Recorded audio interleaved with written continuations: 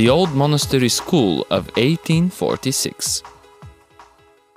The respect to a nation is determined by its literacy. Therefore, the school and the teachers have always been highly respected, even during the most difficult historical moments of the life in Bulgaria. During the Renaissance, the main purpose of the Enlightenment was to create schools where children could study their kin and language in order to safeguard them from the Turkish and Greek influence. It was believed that only a nation with its own written language and culture can wish and fight to be free and independent.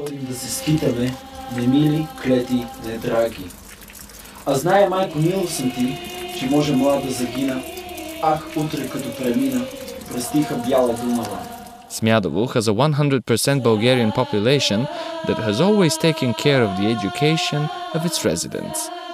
At the beginning of the 19th century, there was no school in the village yet, and the people used to send their children to Veliu, the grammarian, in Rish. Later, teacher Royo from Kotel settled in Smyadovo. He gathered his pupils in a shabby house and taught them to read and write. For securing discipline, he used a long stick with which he could reach the head of every naughty child. Around 1820, next to the small village church, a tiny room was constructed to serve as a school.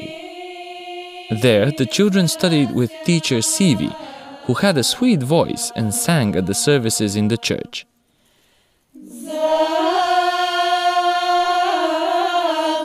In those years, going to school was more about learning discipline than getting education.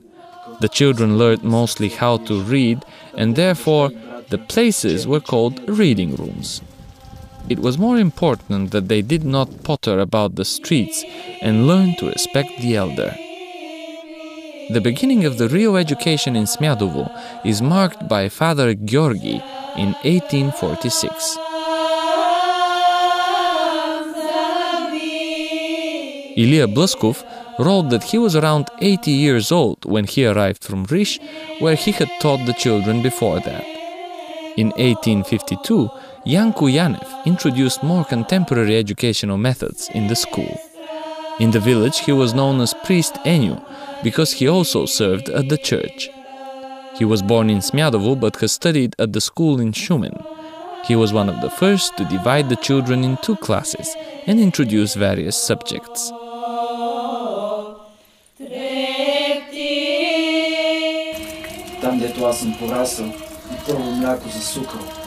The Crimean War of 1853 interrupted the school activity. When the war was over, the school welcomed its pupils back and even expanded, adding 2 rooms, because more and more children attended. Georgi Pop Piperkov, who in 1860 founded a library and a chitalište in the churchyard, was teaching both the younger and the elder, reading to them from the church books and from the works of the Bulgarian Renaissance authors. He managed to convince the teacher of Kotel, Petar Beron, to send him his fish primer and other useful educational manuals.